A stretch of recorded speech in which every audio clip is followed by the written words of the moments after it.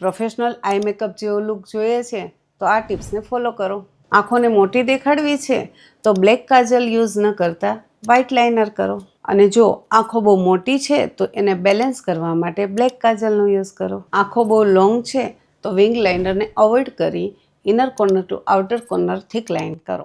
જો ડ્રુપી આઈઝ છે તો નેચરલી તેને અપલિફ્ટ દેખાડવી પડે છે તો વિંગ લાઇનર કરવાથી આંખો અપલિફ્ટ દેખાય છે.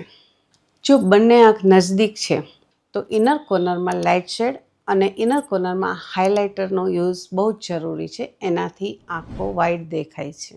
ડીપ આઈ સેટ છે તો તેને ઉભાર આપવા માટે મિડલમાં લાઇટ શેડ, ગ્લિટર અથવા શિમરનો યુઝ કરી શકાય છે. એનાથી આંખનો ઉભાર આવે છે.